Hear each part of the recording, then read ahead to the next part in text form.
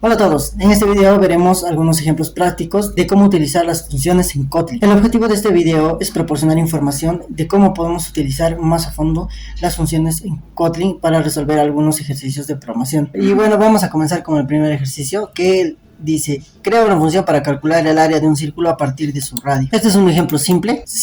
Primero vamos a crear nuestra función con la palabra reservada found, área círculo, y pues va a tener, entonces vamos a pasarlo como parámetro el radio y le vamos a decir que va a ser y le vamos a decir que va a devolvernos un valor doble. Pueden ver el video que les voy a poner aquí de la teoría. ¿Y qué va a ser nuestra función? Nuestra función va a tomar este radio y va a devolvernos el área del círculo, ¿no?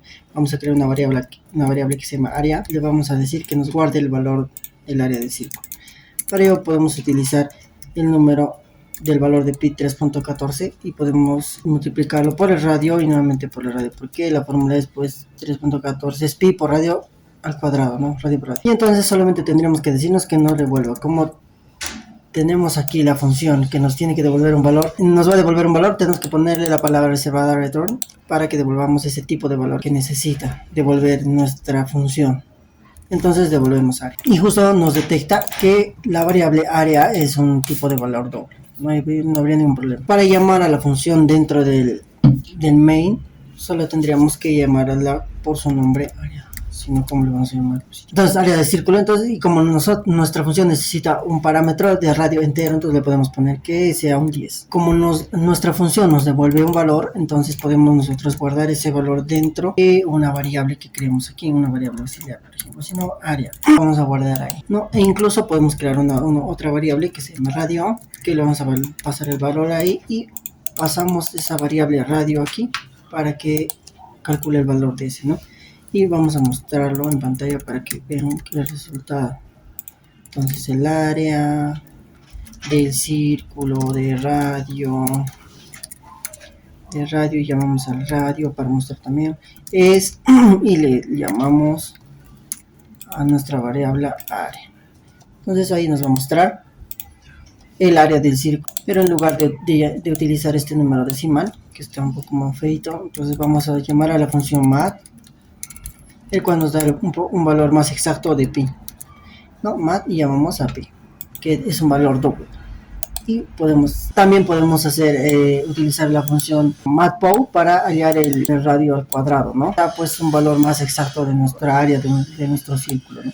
Así que le cambiamos de valor, no habría ningún problema y nos va a mostrar el área del círculo de radio 12 es esta, ¿no? Y pues así tendríamos nuestro primer ejercicio. El problema que dice: crea una función para determinar si un número dado por crea una función para determinar si un número dado es par o impar.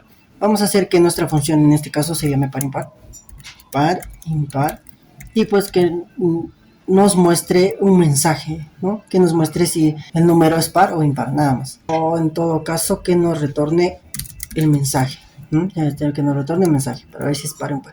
Entonces le vamos a decir que va a necesitar un parámetro, obviamente el número que se va a evaluar, que va a ser un entero, y le vamos a poner aquí, no, si ese número, acá empezamos el bloque de código que necesita para evaluar si es un número par. Ya lo habíamos hecho en otro ejercicio en el video, solamente que ahora lo estamos poniendo dentro de una función. Entonces vamos a verificar que el número sea par, impar. Entonces un número par es cuando al dividirse entre 2, pues su residuo es 0, ¿no? Acá vamos a crear la variable mensaje y le vamos a decir que este mensaje esté vacío al principio, ¿no? Y cuando se dé la condición del mensaje, le vamos a dar valor, ¿no? Es par, o el número es par,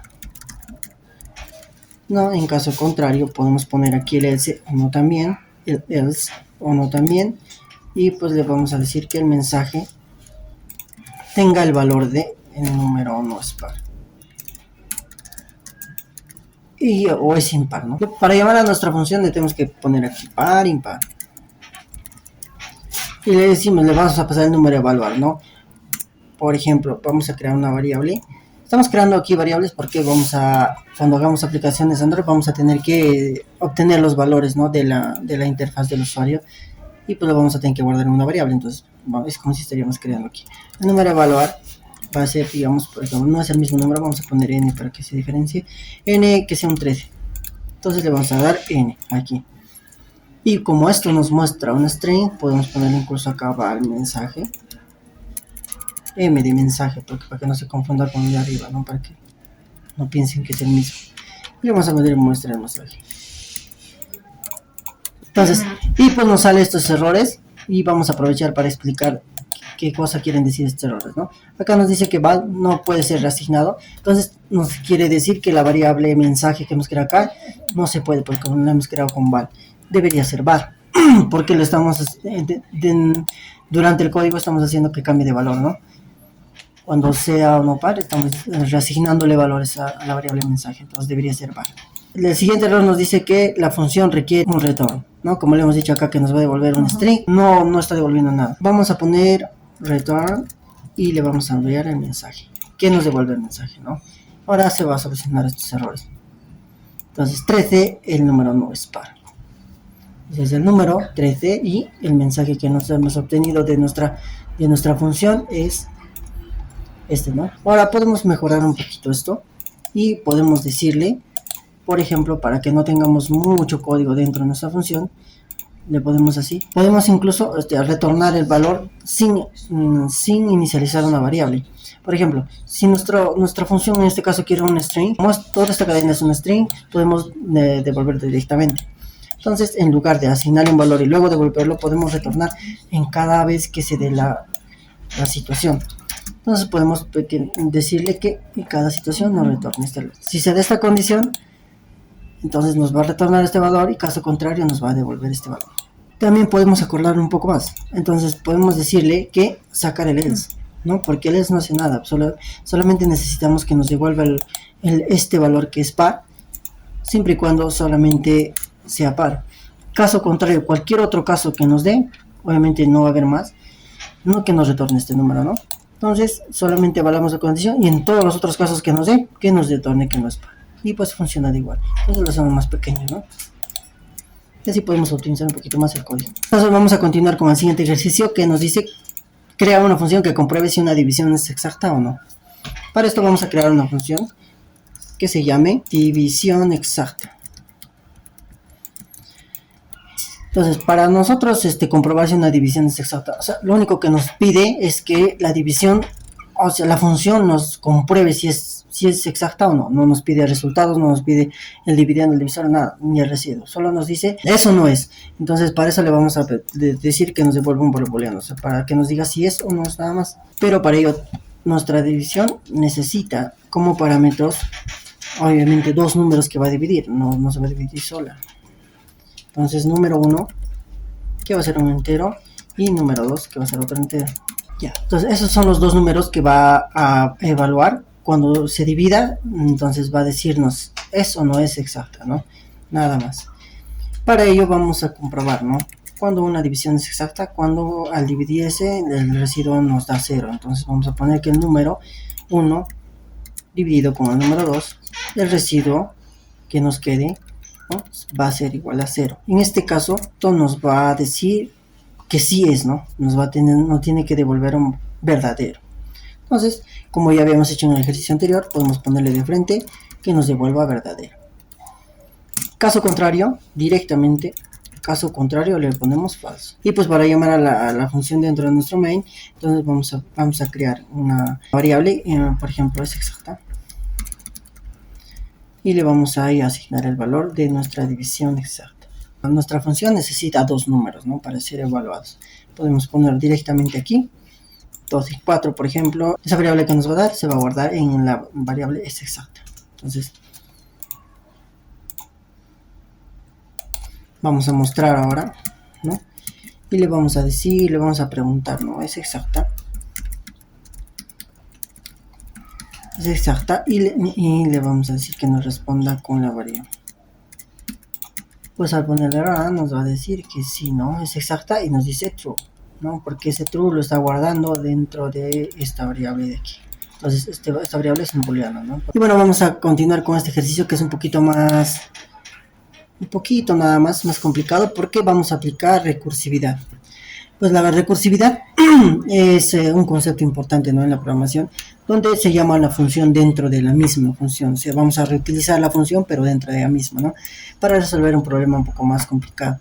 Entonces, este ejercicio de la potencia, se puede ver, hay otros ejercicios también comunes que podemos practicar la recursividad, ¿no? Es importante tener cuidado con la recursión, porque cuando al usarlo incorrectamente, ¿no?, o al poner las condiciones incorrectas, nos puede llevar a un bucle infinito, ¿no? Entonces va a hacer que nuestra aplicación, nuestro programa se caiga, ¿no?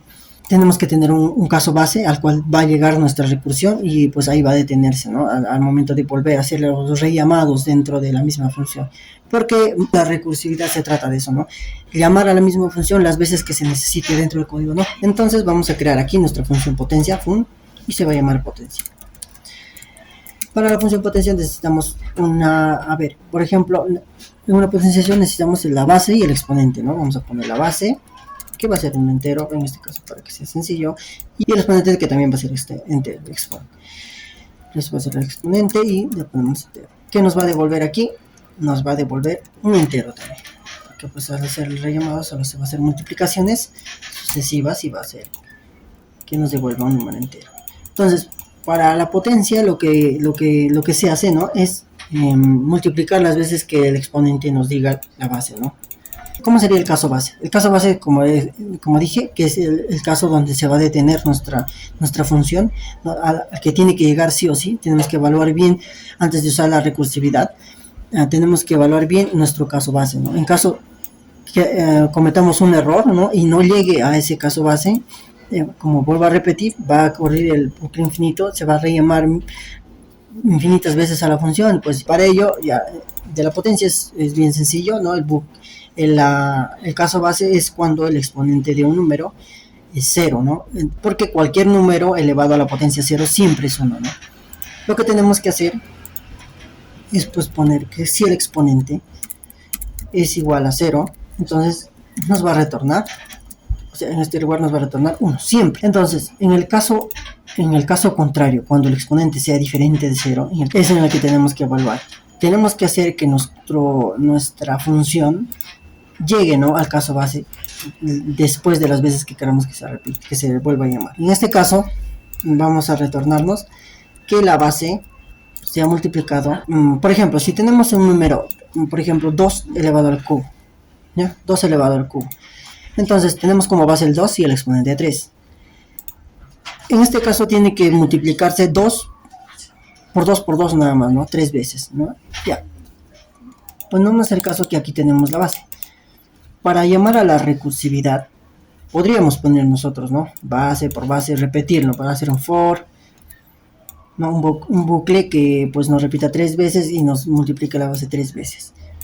Pero como ejemplo de recursividad, vamos a tomar que tenemos que llamarlo a la función potencia dentro de aquí. O sea, la función potencia, como nos devuelve un valor, ¿no?, vamos a hacer que nos devuelva este valor. Como ya tenemos la base, necesitamos que nos devuelva la misma base, pero con la base, ¿no?, le vamos a pasar la misma base, pero en este caso el exponente, vamos a ponerlo entre paréntesis para que se note que es un solo valor, pero el exponente menos 1. Nos va a devolver la potencia, pero elevada al un exponente menos. Eso quiere decir que si tenemos 2 al cubo, nos va a devolver la base, nos va a multiplicar, que es 2, multiplicado por la potencia de la misma base, pero con exponente menos 1. O sea, cada vez que se llame esto, va a volverse a llamar esta función, pero con exponente 1, y va a volver así a disminuir el exponente hasta que se vuelva a 0. Y en el caso nos va a devolver, ¿no? Entonces, evaluamos, ¿no? Vamos a llamar aquí a nuestra función, diciendo, pues vamos a poner la variable base, que va a ser, por ejemplo, vamos a poner el caso que estamos mencionando, la base va a ser 2, el exponente va a ser 3, y la función vamos a ponerla al resultado, que va a ser igual a la potencia, llamamos con la base, exponente. Entonces, vamos a mostrar, ¿no?, print line. Entonces le vamos a decir que nos muestre este mensaje. Entonces nos muestra el mensaje, ¿no?, 2 elevado a la 3 es 8. Entonces, ¿qué hace nuestra función recursiva? Nuestra función recursiva llama a nuestra base, ¿no? Nuestra base nos llama, a ver qué haríamos para mostrarla. llama a nuestra base, nuestra función se llama a sí misma, ¿no? Hasta ir reduciendo el exponente hasta 0. Entonces, por ejemplo, ¿qué hace nuestra función? Nuestra función tiene como base 3, 2 y como exponente 3. Entonces, cuando el exponente 0 nos llama a 1 y caso contrario nos retorna todo esto de acá. Entonces, viene aquí y nos dice base, que va a ser 2. No, vamos a anotarlo aquí como comentario para que se den cuenta. Que nos dice, en este caso es 2, ¿no? Y esta cosa de aquí, toda esta cosa de aquí, va a ser el procedimiento de nuestra función. O sea, se va a llamar a la potencia y como esta potencia nos devuelve un valor entero, entonces aquí va a mostrarse el valor que nos va a devolver. Y se llama pues a la función nuevamente. Dice potencia de base 2, porque la base no va a cambiar, el que va a cambiar es el exponente. Entonces nos dice de 2, 2, ¿no? Porque antes el exponente era 3 y ahora como se está reduciendo en 1 es 2. Entonces, al llamar a esta función con estos valores, entra aquí nuevamente, ¿no? Pero en este lugar. Y vamos a ponerla acá para que se den cuenta, ¿no? Y vamos a ver cómo ponemos esto. Entonces, después de hacerle el llamado, va a volver a venir acá y nuevamente tenemos la base, pero ahora con el exponente 1, nada más. ¿Por qué? Porque ha disminuido 1. Luego vuelve a venir acá porque el exponente todavía no es 0. Entonces vuelve a venir acá y la base sigue siendo la misma, pero hay que multiplicarla. ¿Por qué? Por lo que nos devuelva. Estamos esperando la devolución de esta función con la misma base y el exponente menos 1. Y en este caso ya llegó a 0. En el caso cuando llega a 0, ¿no? Va a evaluar. Tengan en cuenta que todo este de paréntesis se está evaluando cuando se llama a la función potencia. Entonces, evalúa, ¿no? La base es 2 y el exponente 0, ¿no? Cuando el exponente 0 nos devuelve 1. Entonces, todo esto nos devuelve 1. Y bueno, esta función, cuando es llamada aquí, está esperando, ¿no? Las devoluciones de estas llamadas. Todo esto se hace mientras que se llama. Entonces, todo este valor devuelve 1. 1 multiplicado por 2. Entonces, todo esto nos devuelve 2. O sea, 1, vamos a poner por 2, es igual a 2. Entonces, esto nos devuelve 2. El 2, ya, y esta parte de aquí, como esto nos devuelve 1, multiplicado por la base, vamos a poner 2 por 1, es 2. Entonces, aquí, ya, este resultado que está aquí, está esperando la llamada anterior, la llamada que ha hecho con estos valores. Entonces está esperando multiplicar 2 multiplicado por este valor de aquí, porque pues ya está devolviendo, está empezando a devolver porque llegó al caso base, ¿no? Eso es lo que hace la recursiva, espera llegar al caso base para empezar a devolver los valores que tenía. Es un poco complicado de entender a la primera y qué genial es si es que lo han entendido, pero podría ampliarlo, ¿no? Entonces está esperando el valor que nos da el resultado, la función del caso base, entonces nos da 2. 2 por 2 sería 4. Lo mismo pasa en esta llamada. Entonces esta llamada, este valor es este de acá, ¿no? Es este de acá. Porque pues tenemos como base 2 y como exponente que teníamos el primerito que era 3 menos 1, 2. Entonces esto de aquí es lo que nos va a retornar al final. Entonces, eso justamente nos estaba esperando este valor. Tenemos la base 2 y nos está esperando que devolvamos este de acá. 2 por 4, entonces eso nos va a dar 8. Y este valor 8 es el que nos retorna al final de haber hecho todas las llamadas a nuestra función recursiva, ¿no? Y que pues nos da como resultado el número 8. Que se ven acá, ¿no? Como les comento, las funciones recursivas son un poquito complicadas para aprender así al principio, pero pues cuando uno las domina ya es súper fácil. Es importante aprenderlas, pues nos ahorra un poquito de código, es un poco más fácil y pues por ejemplo cuando tenemos algoritmos grandes donde esto podríamos hacerlo, ¿no? por repetitivas, ¿no? Con un for o con un while, pero pues cuando son algoritmos bastante grandes y con cantidades de datos enormes, entonces nos ayuda mucho en la compilación, ¿no? En el tiempo de compilación de nuestro algoritmo, ¿no? Demora un poco menos. Entonces, para empezar, estaría bien que tomen en cuenta este ejemplo de recursividad con las funciones. Y si es que desean, lo puedo ampliar, puedo hacer un video completo de recursividad. Entonces, si es que no, pues vamos a seguir avanzando. Y pues este sería nuestro último ejercicio. Espero que hayan entendido y que les haya servido un poquito más y que les haya servido, ¿no? Y bueno, recuerden siempre pues usar y bueno, esto sería todo por este video. Vamos a seguir subiendo videos sobre teoría y ejercicios, y sigan practicando, no sé, sigan practicando